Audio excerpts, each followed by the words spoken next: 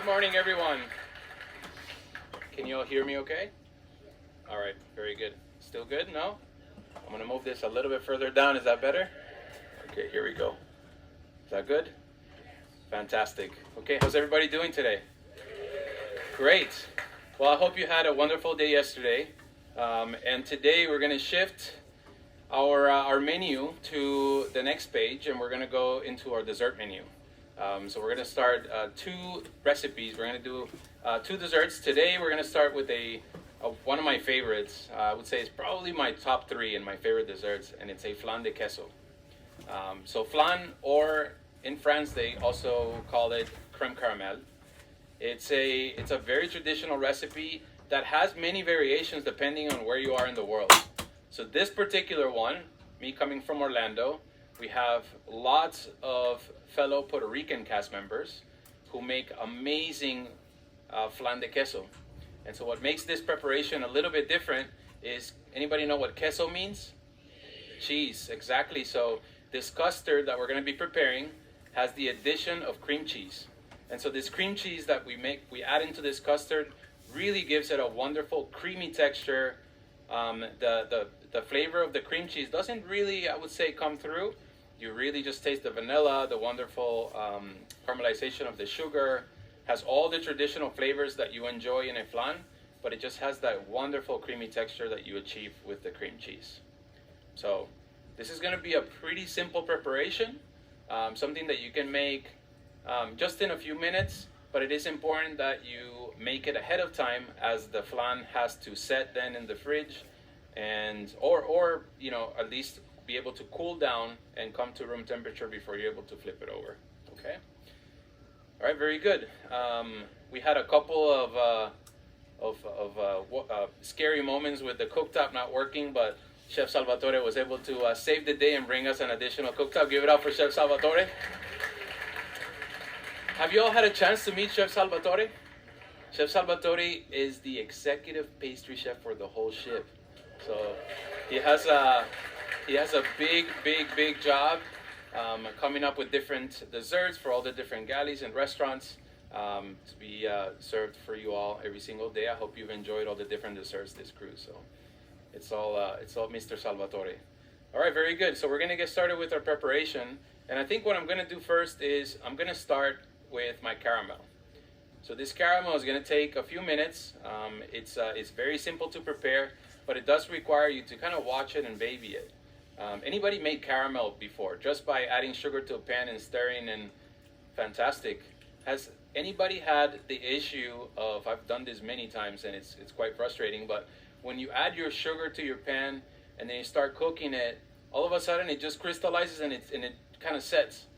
I've done that so many times, and I remember I was working in a restaurant once, and the pastry chef came around and he said, you know what, there's a very simple fix for that. That will never happen again. And I said, oh my gosh, please, where have you been my whole life? Like, this happens so many different times. He said, the reason this caramelizes or crystallizes is because you only have one sugar molecule in there. You just have white sugar, right? You just have granulated sugar. The easiest way of fixing that is just by introducing a different sugar molecule. That way you have two different sugar molecules, they're not able to bond and create crystals. So this is not on your recipe. So if you have a pen, write it on there. It's easy to remember too. But what I have here is I have a little bit of honey. You can use any other type of sugar. You could use glucose, you could use corn syrup, you could use really anything that is in a liquid form like this. You just have to add just a little bit, and that little bit of a different sugar molecule will take care of that issue. All right, so we're going to add our sugar first to our pan, and I'm going to turn this on. Wonderful, it's working. And right away I'm going to add a little bit of this honey. That's all it really needs. Honey obviously does have a particular flavor. If you would like something that's a little bit more neutral, the corn syrup basically doesn't have any flavor. Molasses would work. Anything that is a little bit more neutral would work in this preparation. So, well, we're gonna let this do its thing, and while it does that, I'm actually gonna add a little bit of water to speed this up. Mr. Putu, can you do me a favor? Add a little bit of water for me. And while Mr. Putu does that, we're gonna move to our custard. This custard is gonna be super simple to prepare, and all I really need is a blender. If you don't have a blender at home, you can do it by hand. Thank you, chef. You can do it by hand, just in a bowl. But it is important that you really whisk all the components together really well, so that the eggs completely break down, the cheese is completely blended, and it is just one smooth texture. It will affect the end result if it's not completely, the custard is not completely smooth. So in the blender, we're gonna add all the traditional components that go into a custard. So of course we're gonna have some eggs. We're gonna have some milk. Some evaporated milk.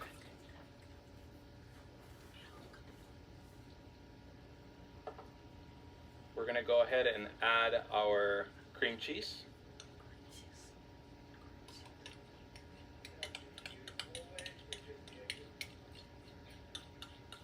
In this preparation, honestly, I don't remember. What does the recipe say? Is it whole eggs or just egg yolks? Just egg yolks, beautiful. Yes, so just egg yolks in this preparation. What we're looking for there is just that the fat from the egg yolk and the ability for it to help us set the custard once it cooks. So it is important when you're making this caramel that you just whisk it in. You're protecting it from cooking unevenly just by whisking. You're allowing this to cook evenly, and you can adjust your heat. I would work this caramel over medium heat, especially if you're maybe multitasking, you're preparing other things. That way you don't run into the issue of it burning. But I'm going to keep an eye on that, and I'm going to continue with my custard. And so here I have some sweetened condensed milk.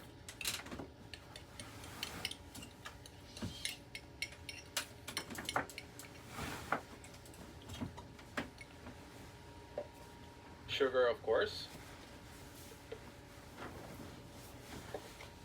And then the last component is going to be vanilla extract. In this case, Salvatore said, no way, you're not going to use vanilla extract. I'm going to give you the good stuff from Palo, and this is a little bit of vanilla paste. So this is Madagascar vanilla paste. You can use either or. The paste is just a little bit higher quality, or a lot really, and it just has just a much deeper, cleaner flavor and aroma of the vanilla, and it's a little bit more expensive, but it goes a long way. You actually don't have to use as much, so I'm just gonna add just a little drop, and I'm gonna take the rest of my room.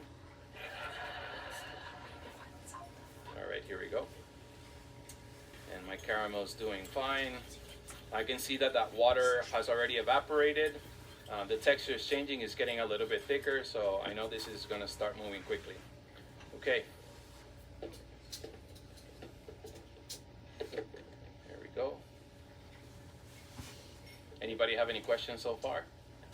It's pretty simple, right? Pretty simple preparation.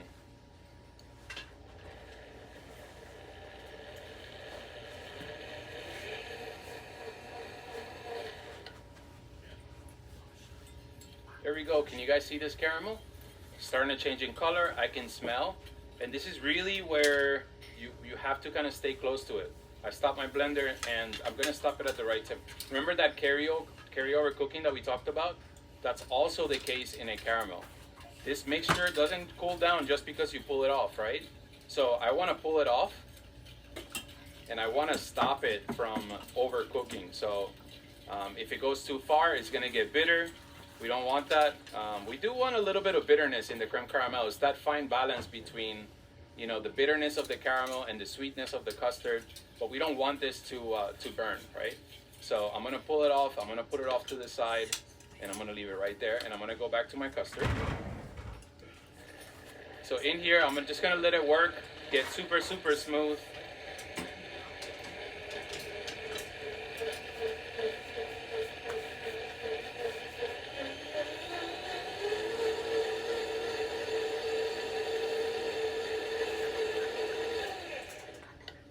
think we're good. Let me just double check. That looks good, nice and smooth, fantastic. Okay, so what I'm gonna do now is I'm going to take my caramel, and I have the desired baking pan. In this case, for you all, we've made individual portions. If you have a dinner party, you can certainly do that for your friends or family, or you can make it in a bigger container, chill it down, flip it over, and then you can portion it after that. It is important that it has chilled down completely to be able to get nice clean wedges. Okay, so I'm gonna pour in my caramel in my pan. And it's important that you work with the caramel as it's hot. And I'm going to spread it out evenly. Make sure that this covers the entire bottom of your pan. No, don't need to spray it. The caramel will hydrate with the custard, and it's just going to flip over. It's not going to get stuck. It would work. Okay, so now that I have my caramel completely spread evenly in my pan, I'm gonna take my custard and I'm gonna slowly add that, making sure that I don't just pour it in. If your caramel is still too hot, it can just kind of disperse, right, and push more caramel to one side or another. I want to protect that even layer of caramel, so I'm just gonna first add it nice and slow. The difference in temperature of this custard is going to set that caramel, and once it's completely set, then I can add this a little bit faster.